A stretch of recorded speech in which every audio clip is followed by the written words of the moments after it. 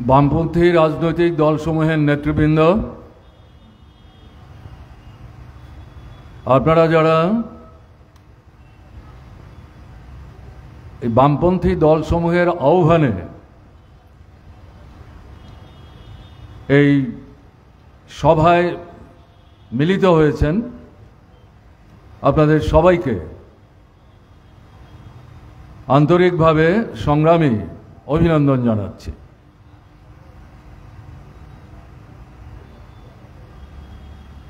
আজ 7ই অক্টোবর 2023 সালের 7ই October গাজাতে Israel বর্বরোচিত আক্রমণ দিয়ে যুদ্ধ শুরু করেছে। সেই যুদ্ধ চলছে, বন্ধ হয়নি। অন্তর্বর্তীকালীন সময়ে পৃথিবীর বিভিন্ন রাষ্ট্রে, আমাদের দেশও, যারা যুদ্ধের বিরুদ্ধে আন্তরিকভাবে শান্তির পক্ষে, তারা ইসরায়েলের এই বর্বরোচিত ফ্যাসিস্টসুলভ যে আক্রমণ প্যালেস্তাইনি নাগরিকদের বিরুদ্ধে, তারা প্রতিবাদে সোচ্চার হচ্ছেন। কিন্তু আজকের যে দিনটিতে আমরা কর্মসূচি করছি, ভারতবর্ষে এই 5টি বামপন্থী রাজনৈতিক দল বর্ষপূর্তি বিষয়টিকে স্মরণে রেখে এই যুদ্ধের বিরুদ্ধে সোচ্চার হবার জন্যে সারা দেশে, রাজ্যে রাজ্যে এই ধরনের প্রতিবাদ সভা সংগঠিত করার আহ্বান জানিয়েছে। এটা উৎসব না, এটা এমন কোনো স্মরণীয় বিষয় না যাকে স্মরণীয় করে রাখবার জন্য বর্ষপূর্তিতে আমরা অনুষ্ঠান করছি। বেদনাদায়ক চিত্তে সাম্রাজ্যবাদ এবং তার দূষর প্যালেস্তাইনের বিরুদ্ধে আমাদের ঘৃণা উগরে দিয়ে, ইসরায়েলের বিরুদ্ধে আমাদের ঘৃণা উগরে দিয়ে, প্যালেস্তাইনের যে নাগরিক তাদের প্রতি আমাদের সহমর্মিতা মানবিক দৃষ্টিভঙ্গি থেকে প্রকাশ করে এই কর্মসূচি ভারতবর্ষের রাজ্যে রাজ্যে আজকে সংগঠিত হচ্ছে। আমরা আগরতলায় করছি। আপনারা শুনছিলেন, এই আক্রমণে প্রায় 50,000-এর মতো মানুষ প্যালেস্তাইনি তারা নিহত হয়েছেন। তাদের মধ্যে বড় অংশ হচ্ছে মহিলা এবং শিশু।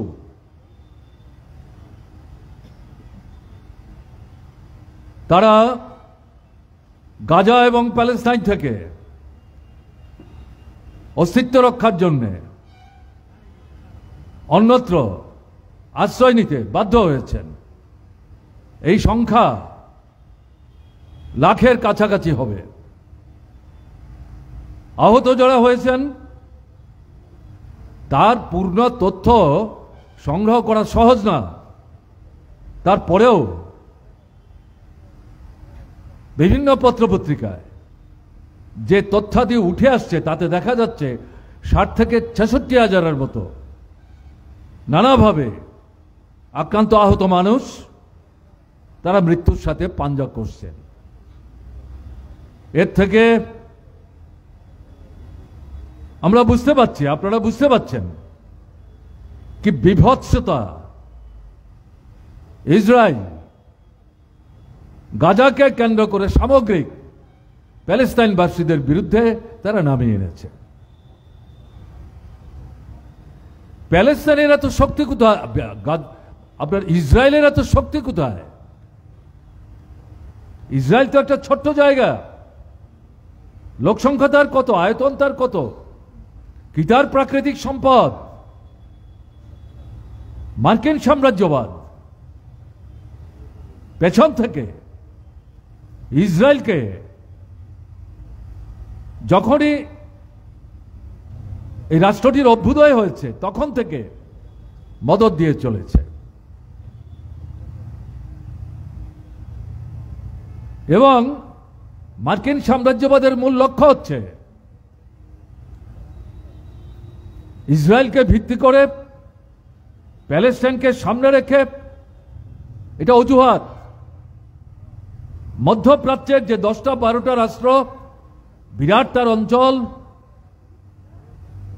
মাটির তলায় অফুরান প্রাকৃতিক সম্পদ, খনিজ তেল থেকে আরম্ভ করে অন্যান্য বিষয়, যা গোটা পৃথিবীর ব্যবসা বাণিজ্যকে প্রত্যক্ষ পরোক্ষভাবে প্রভাবিত করে, সেটার উপর মার্কিন সাম্রাজ্যবাদ তার কর্তৃত্ব, তার থাবা বিস্তার করতে চাইছে। কিন্তু মধ্যপ্রাচ্যের রাষ্ট্রগুলো অধিকাংশ মুসলিম অধ্যুষিত, তারা সম্মিলিতভাবে একটা দুটো ব্যতিক্রম ছাড়া মার্কিন সাম্রাজ্যবাদের এই আধিপত্য বিস্তারের, তাদের সম্পদ লুণ্ঠনের যে লালসা, তাকে পর্যুদস্ত করবার জন্য তার বিরুদ্ধে প্রথম থেকেই তারা রুখে দাঁড়াবার চেষ্টা করছে। এরকম একটা জায়গায়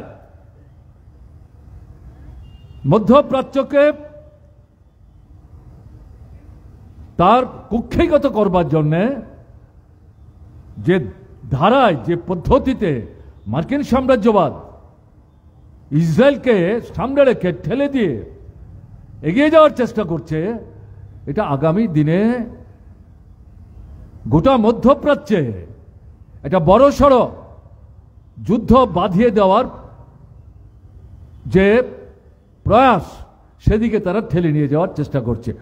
মধ্যপ্রাচ্যে যদি যুদ্ধ বাঁধে, তার মানে যুদ্ধটা কার বিরুদ্ধে হবে? ইসরায়েল। ইসরায়েলের পেছনে মার্কিন সাম্রাজ্যবাদ।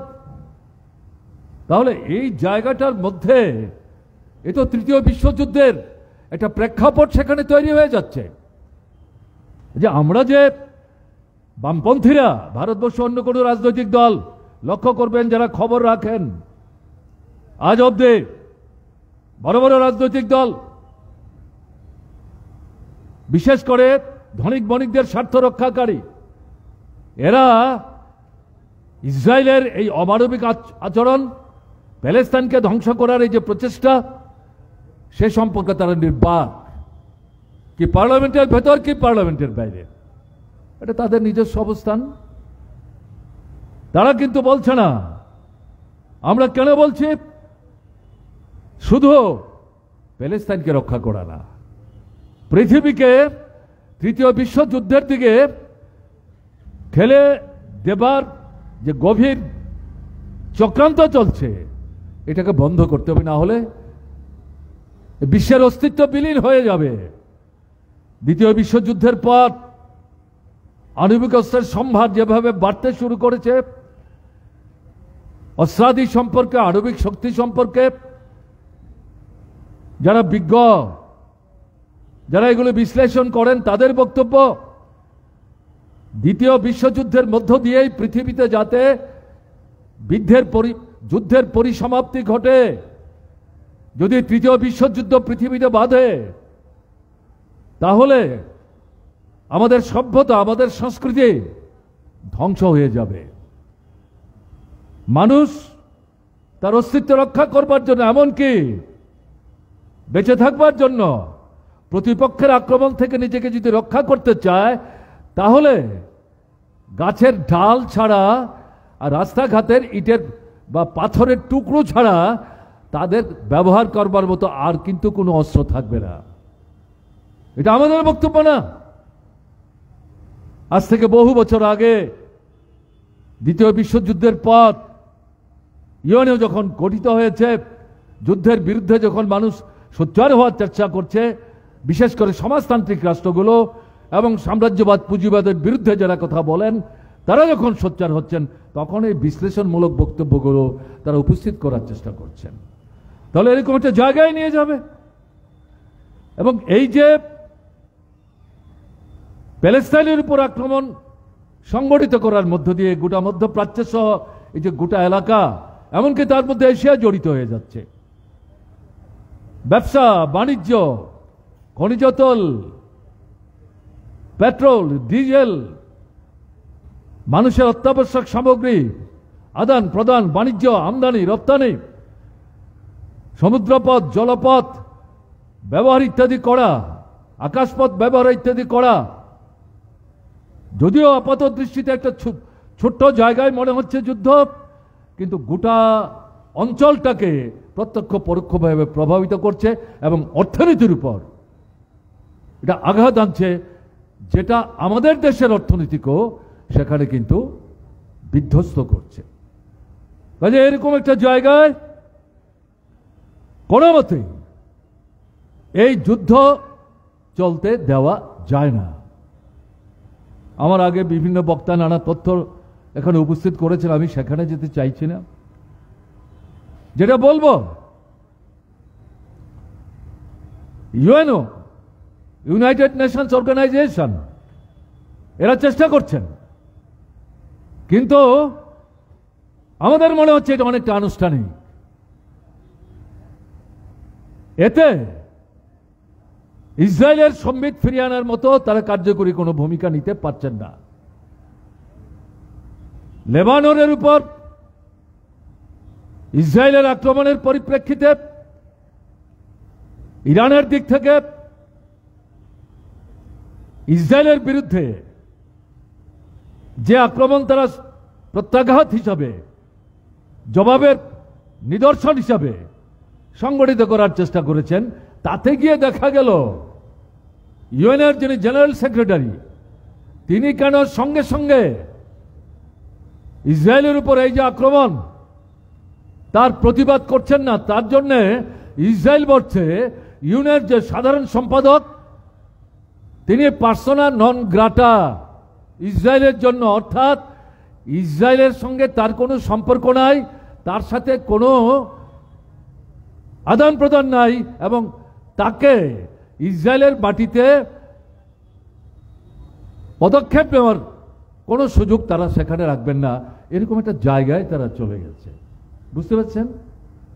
যদিও আমরা লক্ষ্য করলাম ইসরায়েল যখন এরকম দুর্বিনীতের মতো ইউনাইটেড নেশনস অর্গানাইজেশনের সাধারণ সম্পাদক তার বিরুদ্ধে এই আক্রমণ সংগঠিত করল, এটা গোটা ইউনাইটেড নেশনস অর্গানাইজেশনের বিরুদ্ধে আক্রমণ, তার প্রতিবাদে সেখানকার যে প্রথম সারির রাষ্ট্রগুলো, তাদের যে সম্মিলিত সংস্থা, সেখানে বসে ইসরায়েলের এই অবস্থানকে তারা বিরোধিতা করেছেন এবং ইউএনওর সাধারণ সম্পাদক তার প্রতি তারা সমর্থন জানিয়েছেন।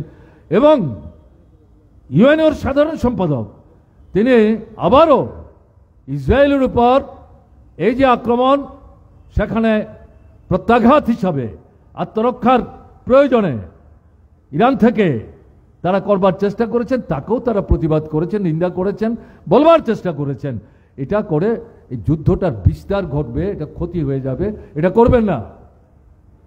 আমি কথাটাও এখানে উল্লেখ করলাম, আমেরিকা ইসরায়েলকে অস্ত্র দিচ্ছে, টাকা দিচ্ছে, পয়সা দিচ্ছে। নেটোভুক্ত বিশেষ করে ইউরোপ মহাদেশের সামনের সারির যে রাষ্ট্রগুলো, তারা ইসরায়েলকে সমর্থন করছে, সাহায্য করছে, টাকা দিচ্ছে, অস্ত্র দিচ্ছে। তার অর্থটা কি? সম্মিলিতভাবে সাম্রাজ্যবাদের শক্তি, নেটোভুক্ত রাষ্ট্রগুলো মার্কিন সাম্রাজ্যবাদের এই যে চক্রান্ত, তাকে তারা প্রত্যক্ষ পরোক্ষভাবে মদত দিচ্ছেন। একে আমরা নিন্দা করছি। সবচাইতে বিস্ময়কর ঘটনা হচ্ছে ভারত সরকারের অবস্থান। বিস্তৃত যাওয়ার দরকার নেই। ইসরায়েলকে ভারত সরকার পরোক্ষভাবে অস্ত্র দিয়ে সাহায্য করছে এই যুদ্ধে। যখন এর বিরুদ্ধে সোচ্চার হচ্ছে বামপন্থীরা, তখন বলছে না, আমরা তো ইসরায়েলে কোনো অস্ত্র বিক্রি করছি না, আমরা ইউরোপ মহাদেশের বিভিন্ন রাষ্ট্রের কাছে অস্ত্র বিক্রি করছি, তারা তাদের অস্ত্র ইসরায়েলকে দিচ্ছে, ইসরায়েল এগুলো ব্যবহার করছে, কার বিরুদ্ধে করছে কার বিরুদ্ধে করবে না এটা ইসরায়েলের স্বাধীনতা, আমরা এখানে কি করে কথা বলবো? এটা হতে পারে? আপনি জানেন না কি বলছেন? কাদের বোঝাবার চেষ্টা করছেন? ঘুরিয়ে নেটোভুক্ত রাষ্ট্রগুলো তাদের কাছে অস্ত্র বিক্রি করে তাদের মাধ্যমে পরোক্ষে ভারতীয় অস্ত্র ইসরায়েলের হাতে তুলে দিয়ে প্যালেস্টাইনকে ধ্বংস করার এই ঘৃণ্য যুদ্ধ চালাতে ইসরায়েলকে ভারত সরকার সাহায্য করছে এবং তার পেছনে মূল শক্তি মার্কিন সাম্রাজ্যবাদের সঙ্গে বন্ধুত্ব সম্পর্ক সুসম্পর্ক বজায় রাখার চেষ্টা করছে। এগুলোর পেছনে ভারত রাষ্ট্রের বিরুদ্ধে মার্কিন সাম্রাজ্যবাদের পরোক্ষে অঙ্গুলি হেলনাচ্ছে। তো কোথায় আমরা চলে যাচ্ছি? একে কোনো মতেই সমর্থন করা যায় না। আমরা দাবি করছি এই যুদ্ধ বন্ধ করতে হবে। এই যুদ্ধ বন্ধ করবার জন্য ইউনাইটেড নেশনস অর্গানাইজেশন তাদেরকে আরো সক্রিয়ভাবে সদর্থক কার্যকরী ভূমিকা গ্রহণ করতে হবে। ভারত সরকারের কাছে আমাদের দাবি প্রত্যক্ষ পরোক্ষভাবে কোনো মতেই ভারতের অস্ত্র ইসরায়েলের হাতে যাতে যেতে না পারে। এখনই পরোক্ষে যে সমস্ত অস্ত্র যে সমস্ত রাষ্ট্রের কাছে দিচ্ছেন, যারা এগুলো ইসরায়েলে পাঠাবার চেষ্টা করছে, প্রতিবাদ করতে হবে, বন্ধ করতে হবে। ভারতীয় অস্ত্র কোনো মতেই যাতে ইসরায়েলের হাতে না যায়, ইসরায়েল যাতে এই অস্ত্র প্যালেস্টাইনের বিরুদ্ধে ব্যবহার করতে না পারে। এই যে আমাদের অবস্থান, এই অবস্থানে আমাদের কিন্তু সোচ্চার হতে হবে। আজকে শুধু আজকে না, গত 5 তারিখ থেকে এই 7 তারিখকে সামনে রেখে পৃথিবীর দেশে দেশে আমেরিকা, ইসরায়েল সহ সেই দেশের নাগরিকরা যারা যুদ্ধের বিরুদ্ধে শান্তির পক্ষে এবং যারা ইসরায়েলের এই ফ্যাসিস্টসুলভ যে আক্রমণ গণহত্যা তারা যে সংগঠিত করে চলেছে তাকে বন্ধ করবার জন্য তাদের প্রতি ঘৃণা প্রদর্শন করে তারা প্রতিবাদে সোচ্চার হচ্ছেন। এবং আজকে নেটোভুক্ত 3-4টা বড় বড় রাষ্ট্র ইউরোপের, সেখানে গত 2-3 দিন যাবৎ প্রস্তুতি, হাজার হাজার মানুষ আজকে নামবেন। তাকে কি করে প্রতিহত করা যায়? সেই রাষ্ট্র শক্তি তার পুলিশ পল্টন সেনাবাহিনী নিয়ে মানুষ যাতে শহরে ঢুকতে না পারেন তা প্রতিবন্ধকতা তৈরি করবার জন্য 24 ঘন্টা আগে থেকে তারা প্রস্তুতি নিচ্ছেন।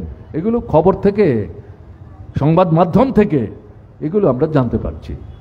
তা এই পরিস্থিতিতে দাঁড়িয়ে বুঝতে হবে মার্কিন সাম্রাজ্যবাদ নেটোভুক্ত রাষ্ট্রগুলিকে সঙ্গে নিয়ে মধ্যপ্রাচ্যকে বগলদাবা করবার লক্ষ্যে সারা পৃথিবীকে যাতে পদানত করতে তার সামনে আর কোনো বড় ধরনের বাধা না থাকে সেই লক্ষ্য নিয়ে যে এগোবার চেষ্টা করছে, তার বিরুদ্ধে যদি আমরা সোচ্চারভাবে প্রতিবাদ করতে না পারি তাহলে অসুবিধা হবে। পুঁজিবাদ আছে, সাম্রাজ্যবাদ আছে এবং সাম্রাজ্যবাদের ঘৃণ্য ক্লেদাক্ত চেহারা হচ্ছে ফ্যাসিবাদ। এরা থাকবে, পৃথিবীতে শান্তি চিরস্থায়ী হবে, যুদ্ধ বন্ধ হবে, এটা দিবা স্বপ্নের মতো হবে। এদের অস্তিত্বই হচ্ছে পৃথিবীটাকে ভাগবাটোরা করে লুণ্ঠনের মধ্য দিয়ে তাদের পুঁজির পাহাড়কে পর্বতে পরিণত করে গোটা পৃথিবীকে পদানত করা। এবং কোন রাষ্ট্র পুঁজিবাদী বড় বড় যে রাষ্ট্রগুলো, সাম্রাজ্যবাদী যে রাষ্ট্রগুলো, তাদের এই যে আকাঙ্ক্ষা তা তো স্বতঃস্ফূর্তভাবে কেউ সমর্থন করবে না, প্রতিবাদ করবে। সেই কারণেই যুদ্ধের যে সম্ভাবনা, সেই সম্ভাবনাকে উড়িয়ে দেওয়া যায় না। তাই আমরা যেটা বলতে চাই, বামপন্থী 5টি রাজনৈতিক দল যুদ্ধের বিরুদ্ধে, শান্তির বিরুদ্ধে কথা বলা মানে পুঁজিবাদের বিরুদ্ধে আমাদের কথা বলতে হবে, সাম্রাজ্যবাদের বিরুদ্ধে আমাদের কথা বলতে হবে, ফ্যাসিবাদের বিরুদ্ধে আমাদের কথা বলতে হবে। পুঁজিবাদকে যদি ধ্বংস করে না যায়, সাম্রাজ্যবাদকে ধ্বংস করা যাবে না, ফ্যাসিবাদকে ধ্বংস করা যাবে না। তা যদি করে না যায়, যুদ্ধ বন্ধ করা যাবে না, শান্তি চিরস্থায়ীভাবে পৃথিবীর বুকে আমরা যেটা আনতে চাইছি সেটা আনা কিন্তু সম্ভব হবে না। তাই আমরা 5টি বামপন্থী রাজনৈতিক দলের পক্ষ থেকে যেটা আবেদন করব, এটা আনুষ্ঠানিক সমর্থন না। আমরা শ্রেণীহীন শোষণমুক্ত রাষ্ট্র ব্যবস্থা ভারতবর্ষের বুকে পত্তন করবার জন্য লড়াই করছি। এই লড়াইয়ে পুঁজিবাদের বিরুদ্ধে, সাম্রাজ্যবাদের বিরুদ্ধে, ফ্যাসিবাদের বিরুদ্ধে আমাদের যে বক্তব্য, তার সাথে ইসরায়েল সে আক্রমণ এই প্যালেস্তাইনের বিরুদ্ধে সংগঠিত করছে, সেখানে আমাদের কিন্তু এই আন্দোলনের মধ্য দিয়ে সহমর্মিত আমরা সেখানে প্রকাশ করছি। এই মুহূর্তে আরেকটা উদ্বেগজনক ঘটনা, যেটা আয়াতুল্লাহ খোমেনি 5 বছর যাবৎ তিনি প্রকাশ্যে আসতেন না লেবাননের উপর। একদিকে হিজবুল্লাহর উপর আক্রমণ, আরেকদিকে লেবাননের উপর আক্রমণ। এটার প্রতিবাদে ক্ষোভের বহিঃপ্রকাশ হিসাবে তাদের মুসলিম ধর্মাবলম্বী মানুষদের সাপ্তাহিক তাদের যে প্রার্থনা সভা হয়, এই বছর 5 ব্যবধানে তিনি গত 2 দিন আগে প্রকাশ্যে ঘোষণা দিয়ে সেই সভায় এসছেন এবং সেখানে তিনি অকুতভ হয়ে মার্কিন সাম্রাজ্যবাদের চোখে চোখ রেখে বলবার চেষ্টা করেছেন, লেবাননকে আক্রমণ করে আমাদেরকে হুমকি দেওয়ার চেষ্টা করছো। তিনি উল্টো বলছেন, আমরা ইসরায়েলকে শেষ করে দেব, তার অস্তিত্বই আমরা নষ্ট করে দেব, ধূলিসাৎ করে দেব। এই ধরনের হুমকি আমরা সমর্থন করি, ঘটনা তা না, কিন্তু এরকম জায়গায় আয়াতুল্লাহ খোমেনিকে যাওয়ার অবস্থা কে তৈরি করে দিয়েছেন? ইসরায়েল লেবানন আক্রমণ করার মধ্য দিয়ে। তারা প্রথম আক্রমণ করেছে, তারপর এরা ইসরায়েলের বিরুদ্ধে আক্রমণ সংঘটিত করেছে। ইসরায়েল সত্য লুকাবার চেষ্টা করছে। আমরা যেটা চাইব, কোনো মতেই মধ্যপ্রাচ্যের অন্যান্য রাষ্ট্রগুলো এই যুদ্ধের মধ্যে নিজেরা জড়িয়ে পড়ুক, এটা না। শান্তি চাই, যুদ্ধ বন্ধ হোক চাই।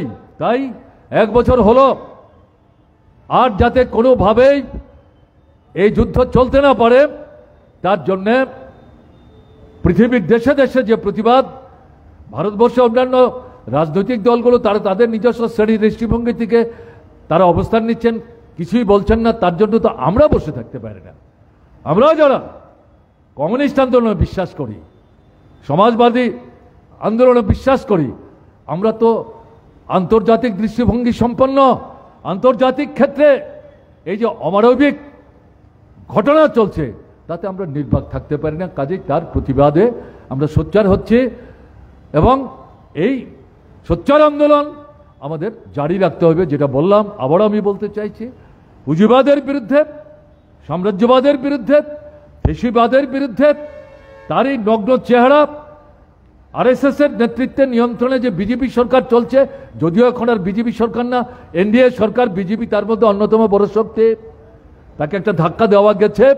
তারা ভারতবর্ষের বুকে এই ধরনের পরিমণ্ডল তৈরি করবার চেষ্টা করছে। এর বিরুদ্ধে আমাদের যে লড়াই, এই লড়াইকে তীব্র, তীক্ষ্ণ, ব্যাপক করতে হবে। এর সাথে আমাদের এই প্যালেস্তাইনের মানুষদের সঙ্গে আমাদের যে সম্পর্ক, যেটাকে ধ্বংস করার চেষ্টা করছে এই বিজেপি সরকার, এটাকে প্রতিহত করে আমাদের সেই সম্পর্ক অটুট রাখবার জন্য আমরা এগিয়ে যাব এবং যুদ্ধ বন্ধ করবার জন্য আরও ব্যাপক অংশের মানুষকে আমাদের এই প্রচেষ্টায়, আমাদের এই সংগ্রামে সমবেত করবার জন্য আমরা ভূমিকা নেব। এই কয়েকটি কথা বলে আপনাদের অভিনন্দন জানিয়ে আমি আবার কথা বলা শেষ করছি। আপনারা আমার নমস্কার গ্রহণ করুন।